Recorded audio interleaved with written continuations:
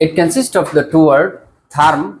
It is Greek words therm means heat and dynamic means motion. Means it deals with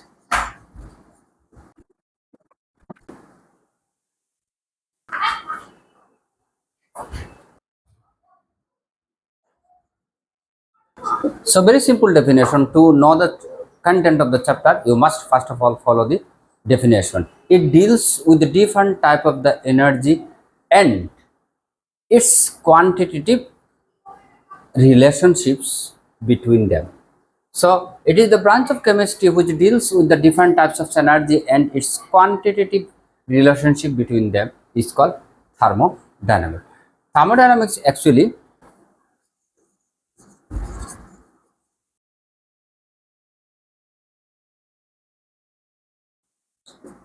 the important things you must know here at this point is that how the thermodynamics and thermochemistry is based on three generalized laws. One is first law of thermodynamics, another is second law of thermodynamics, another is third law of dynamics. And these three laws of thermodynamics are actually all human based, human experience based.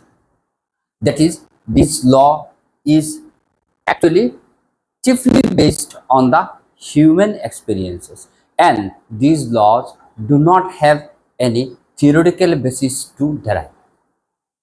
Okay, so this is the background of thermodynamics.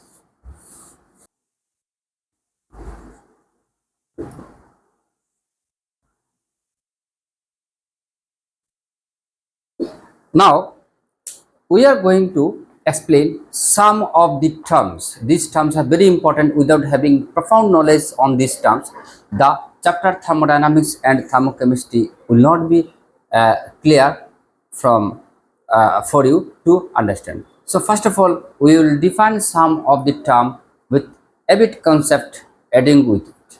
So immediately follow, what is system? What is system?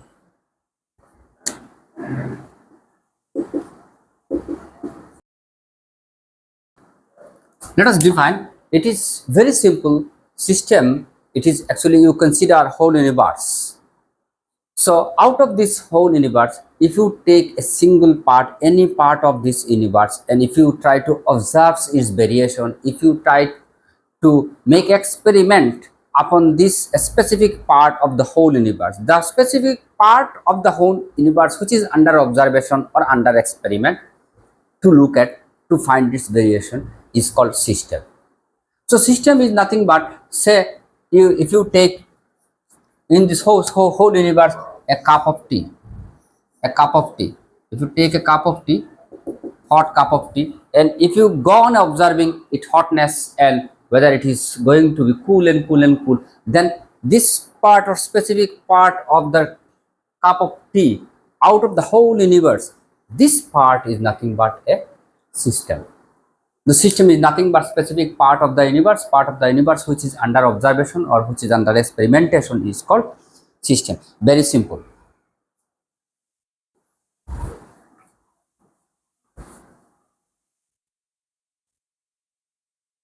Now, whenever you talk about system, you should know what are the types of the system, different types of the system. Types of system.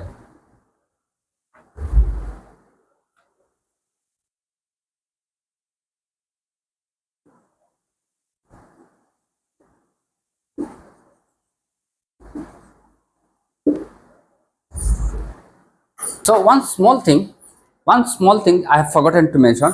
Whenever you talk about the system, that is a cup of tea. So there must be a boundary which has differentiated systems with the universe. So the boundary which has differentiated the system from the universe, it may be imaginary or may be real. So the imaginary or real line or the things which separated the system from the surrounding is called boundary, and all the process of systems and the universe is done through the boundary. So the heat goes out from the cup of tea to the surrounding, that is system to the surrounding, is passed through the boundary. So if it is system, then this is boundary, the vicinity, imaginary real part through which the system is separated from the sub-boundary, from the. So now if it is system, then this is boundary, and out of this the remaining part of the universe is called surrounding. That is, system plus surrounding gives you universe. Am I right? And system surrounding is separated by real or imaginary line is called boundary.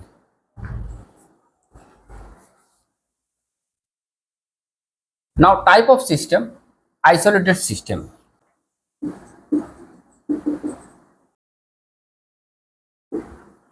Very simple. Let me define in one word what is isolated system. So you have got, if it is a system, then it is surrounding, and system plus surrounding gives you universe. So what's happened, if you take a cup of tea in a cup, open cup, so what's happened, there may be two possibilities. One possibility is that you can take out or add up some more amount of hot tea or cold tea in it, one. And number two, there may be possibility of radiated out the heat to the surrounding, or some amount of heat may also be imparted to the system. So two possibilities, one is matter, means amount of heat or water may be added or may be taken out, and another possibility is that we may give heat or heat may take out, goes out. So if in a system in which both the matter, means amount of heat, amount of hot tea or cold water may be added, may be taken away from it, means matter. If the matter and the heat energy may be taken out, may be transferred to the surrounding, if there is possibility, then if there is no possibility of taking out the matter or the heat energy to the surrounding, means no exchange of matter and heat with the surrounding from system, if it occurs, then this is called closed. Example is thermos flask. If you take some hot tea in a flask, so it will take long time as hot, that is, no further tea is added to it, no heat amount will transfer to the system. So thermos flask is the systems which is called isolated system.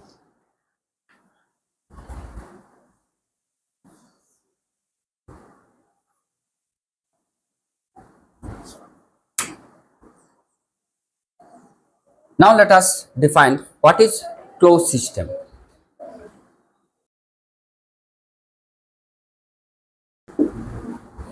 In a very rough way, we can define what is closed system. The closed system is that in some way the phase part is closed with something, so that no exchange of matter takes place between system and surrounding. However, there is chances of release of heat from system to surrounding.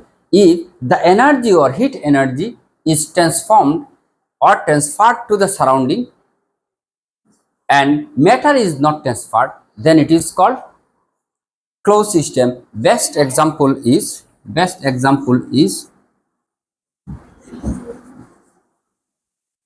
pressure cooker.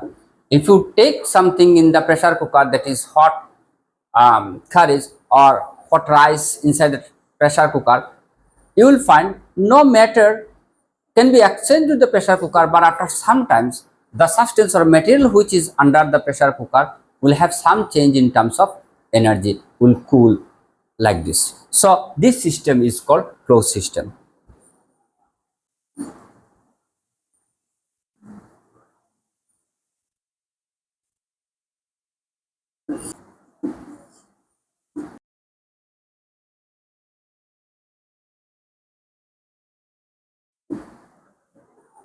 Another system is the homogeneous system. Homogeneous system, it is a system. A system is said to be homogeneous if it is completely uniform all through.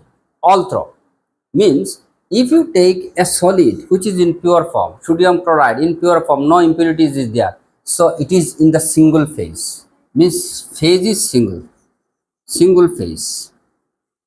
Means all through it is NaCl without any impurity. So if it is in a single phase and in throughout the system it is homogeneous, it is completely uniform, then it is called single homogeneous system, that is pure solid, or you assume mixture of gases, or you assume true solution. In second year you will get ideal solution, true solution. Then these are the example of homogeneous system. Next,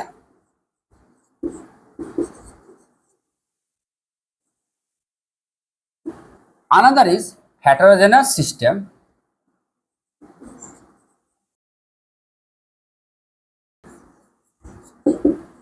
Now, if you define, next one is heterogeneous system. So, how can you define? You can say that heterogeneous system is that system which is not completely uniform all through. Means it does not have a single phase. It is having more than two phase or two phases. Means if you add up oil in water, you will get oil in one phase. It is non-mixable. These two liquid will not mix up. So oil is one phase, water is another phase. So in the complete container wherever you have kept those two liquids, it is not uniform all through. It has two different phases, and such system is called heterogeneous system.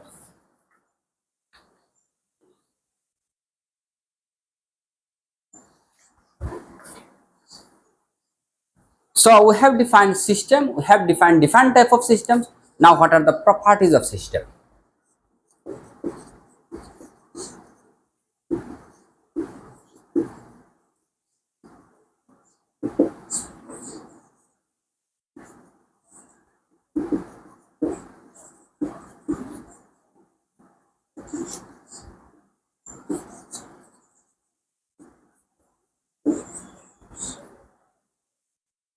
So whenever we talk about system, type of system, after this, now what are the properties of system? When we talk about the properties, we will come across with the term intensive properties and extensive properties. Exam point of view, these 2 points are very important. So what are the intensive properties?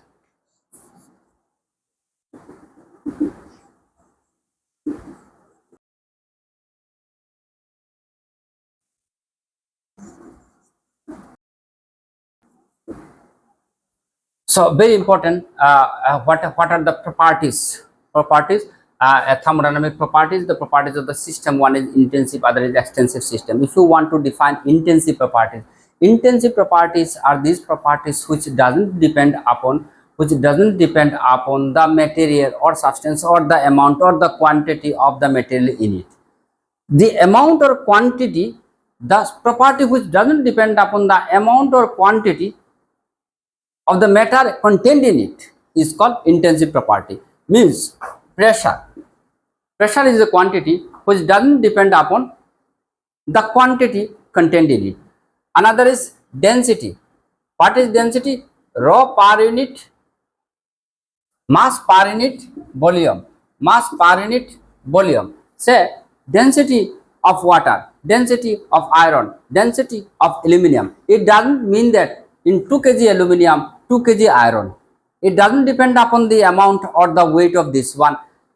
Density is depend upon the 1 mole. If the smallest particle has the same density as that of 2 kg or 3 kg or 5 kg, or the surface tension of water or viscosity of glycerin, this and that, all that doesn't depend upon the quantity or the amount of the substance contained in it particularly, that is density of water. It is all through the same, whether it is a big pond or bigger pond or 1 glass of water, it has the same. So it doesn't depend upon the amount. The quantity which depends only, doesn't depend upon the amount or quantity of the matter in it, is called intensity. So the example I have given, pressure and temperature, density, surface tension, viscosity, and refractive index of glass is 1.5. It is known to you.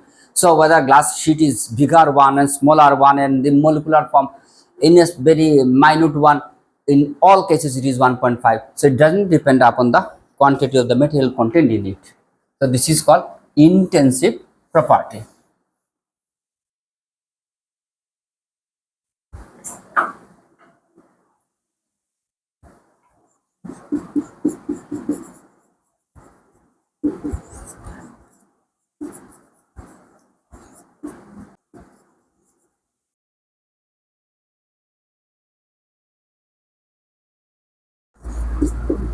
So again, the next term is the extension, the intensive extensive property, which magnitude means whose value depends only upon the quantity of the substance contained in it, is called extensive property. Means amount of the substance is more, the magnitude will be more, less, magnitude will be less, means the mass. If the quantity of the gases or the substance or iron, if it is more, then the magnitude or value will be more. Then volume, if the gas in 1 liter, 2 liter, 3 liter, if the amount is more, the volume will be more. And the internal energy may be defined as E, designated as E or U. The internal energy later on will define it. Internal energy is the sum of the all type of energy. Internal energy means rotational energy, kinetic energy, transitional energy, rotatory energy, potential energy. Sum of the all the energy of the gas molecule of the system is called internal energy. Later on will come across with the term. And enthalpy, del H. So all these terms we have given the example: mass, volume, internal energy, entropy. Entropy again later on will come in second year. I think you will get is entropy. I will define entropy as all these terms depends on the magnitude. Magnitude depends upon the quantity of the substance or material contained in it, is called extensive property. Next and last is path function.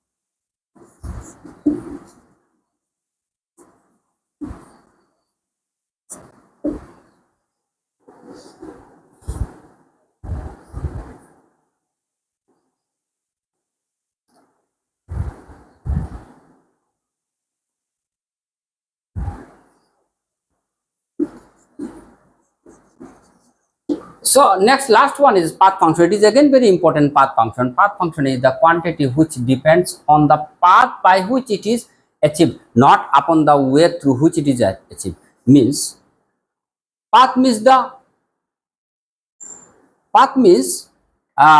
say work. What is work? Work done equal to force into displacement. So force into displacement. So you are walking straightward from point A to B.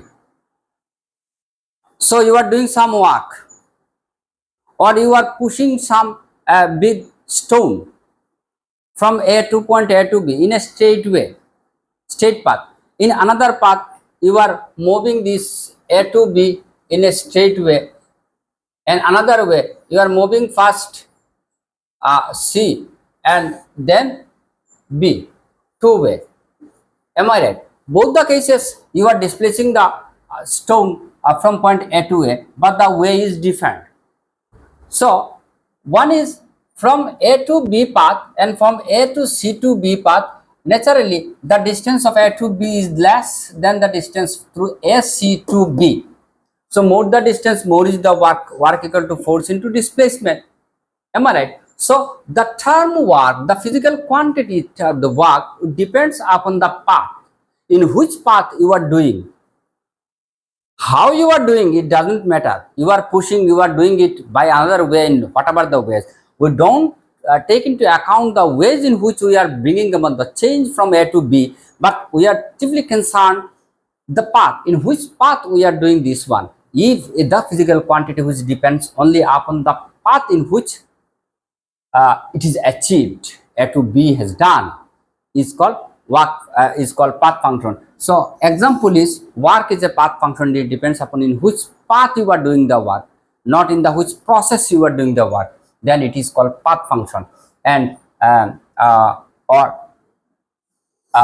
heat enthalpy is also path dependent. State of system. Minutely follow these things. These things very often you will come, you will be confused.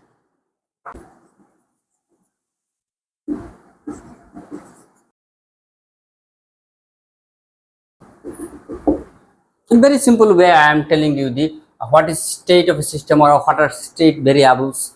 The change in the system properties, which depends only on initial and final state. Very important. Initial and final state, but independent on the manner by which change is brought about, change is carried out. Say, from state A, whatever is the state, to define its state, I need its volume, I need its temperature. So, I have made a change from A to B. What are the parameters to change its? Say, volume and temperature. I have taken two parameter, volume and temperature. Finally, it has changed to this, volume and temperature. What are the parameters to define the state? What is the change in the state of property which depends only on the initial and final state, but independent on the manner by which the state is changed? Now, what is the change? Say a substance which is in temperature 200-degree temperature. From A to B, I have made the change of liquid A to liquid B, or liquid A remain liquid A, but their temperature has been changed from 200 to 300 degrees centigrade. So there is a change of temperature in these two, definition of these two with respect of temperature. So one is, initially it was T1, finally it is T2. What is the change in these two? This change is called del T.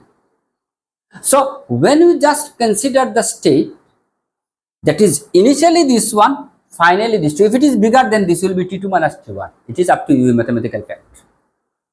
So whenever you just take into the consideration of temperature, initial temperature and final temperature, that is called state. That is called state of a system.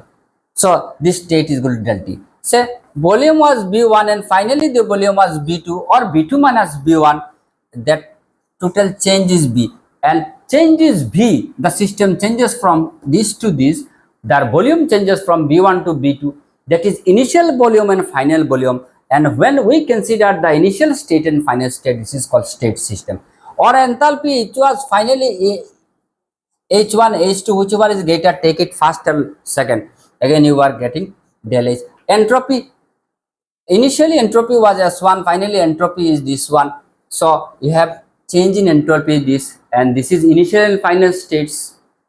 And another one, say, gives free energy, give G1 minus G2 or G2 minus G1, you are getting del G, there is change. So when any change is defined as the initial change and final change, initial temperature, final temperature, initial volume, final volume, initial entropy, final entropy, initial internal energy, final internal energy, initial gives free energy, final gives free energy, initial H, final H, then it is called state of a system. But this state, when you say del U, del B, del H, del B, del T, del H, del S, in all these cases we are just considering initial and final state.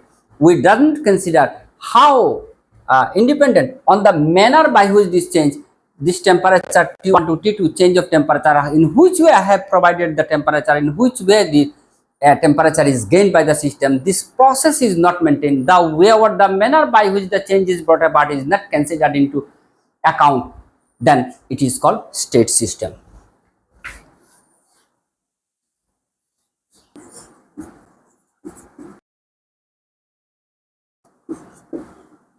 What is equilibrium? In chemistry, in the reaction, we see that what does equilibrium means. That is, if two system A to B, if they are in equilibrium, means it is dynamic process. The forward reaction and backward reaction, if is possible, if possible. So rate of forward reaction and rate of backward reaction, if these two becomes equal, then we see that A to B reaction is an in equilibrium. But what is thermodynamic equilibrium?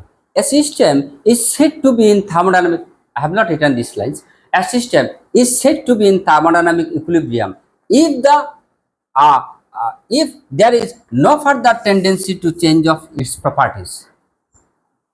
Means the system is going to be changed from one state to another. During the states of its change, the heat energy is being exchanged from system to surrounding. Through this, it is going to be cooled. A time will come when you will find that there is no further exchange of energy from system of surrounding is possible. Both the system and surrounding are in equilibrium. Means temperature of the system and temperature of the surrounding are all the same. So there is no further tendency to change its property. Means here there is no further property. Means property I have taken here heat energy. Heat energy is not changing from this to this system to surrounding. When in a system there is no further change of no further tendency to change in its property occur, then this is called thermodynamic system.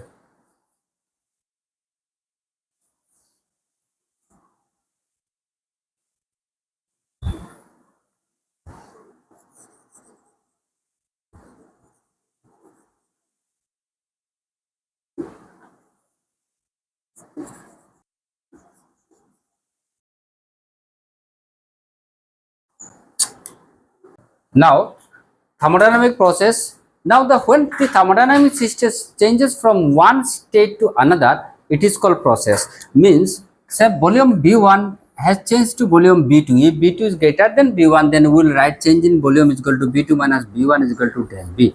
Am I right? So when system changes from one state to another, this is initial state, this is final state. So there occurs, it is called process. Now in this process, the process are isothermal process, adiabatic process, isochoric process, isobaric process, and cyclic process. Now what is isothermal process? When there is a therm, means temperature is constant. When there is therm, means temperature is constant. So change in temperature constant. That is one state to another has been, the change in one state to another has been done in this process when temperature remaining constant. Say volume B1 changes to volume B2. With the help of pressure, we may have changed the volume. With decreasing the pressure, volume will increase, or increasing the pressure, volume will decrease. Am I right? So when temperature remain constant, a process is done.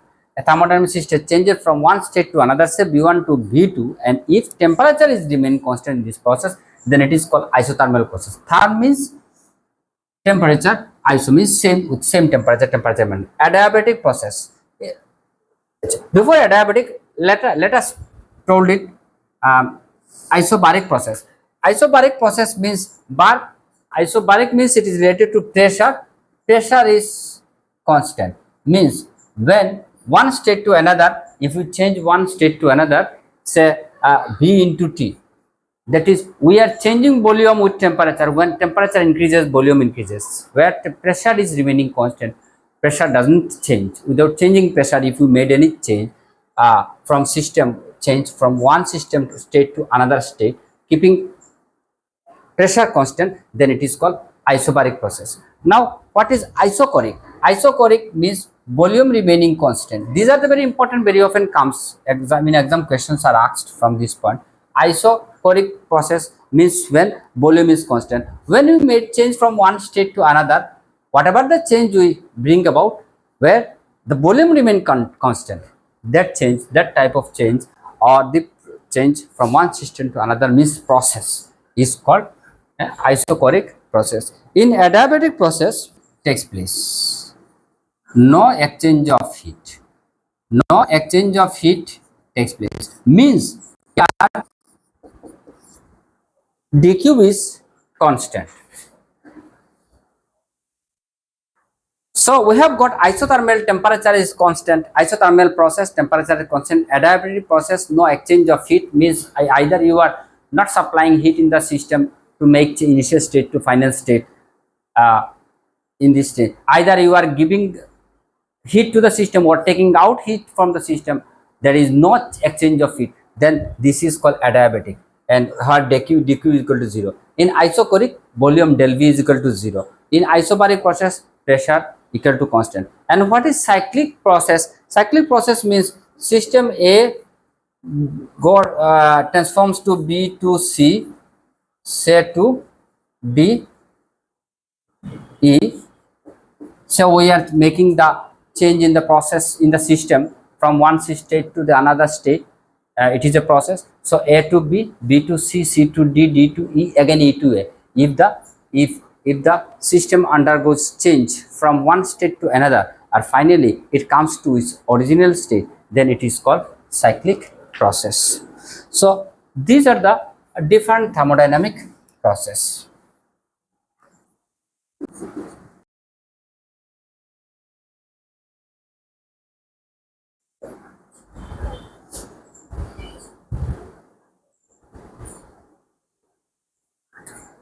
So what is reversible process?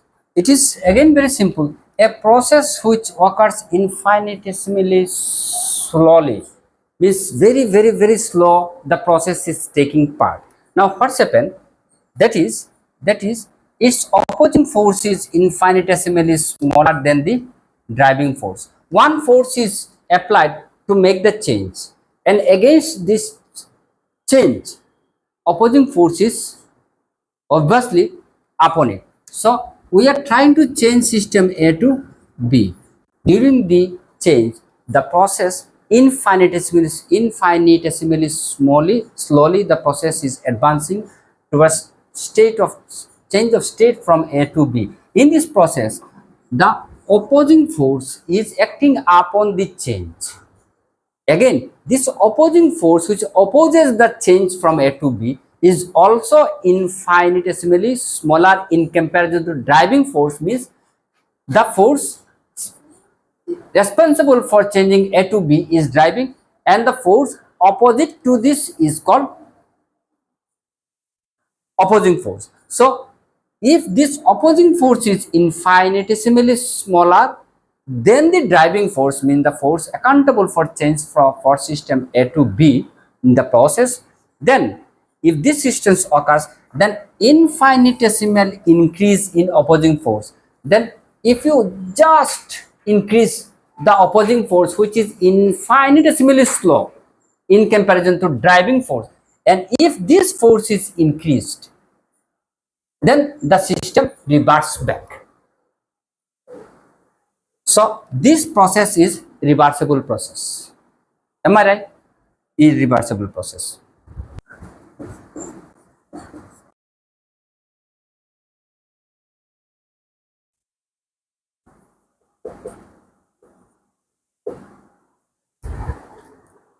So the last part is the irreversible process, when the process occurs from initial state to another state, initial process to the final state, initial state to the final state.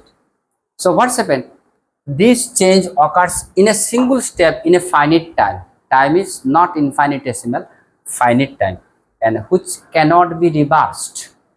Means from earlier we have seen that opposing force infinitesimally small to the driving force. Now if the opposing force is increased a bit, then the system reverses. Now here the system is taking from initial stage to final state in one single step, and it is irreversible, and the system occurs in finite time, not infinite, infinite time. And if it is reversible, which cannot be reversed from final to initial, then it is called irreversible process. All the natural process, the whatever happenings in this universe, the reversible process, the change, reversible change, all are irreversible, and all irreversible process are spontaneous process. This is all about of the first part of thermodynamics with the detail of the conceptual part with definitions and smaller things are there also. I hope you have followed the class with utmost interest. Thanks a lot for watching the class. Please don't forget to subscribe. In the next class, I will take another next part of this thermodynamic and thermochemistry.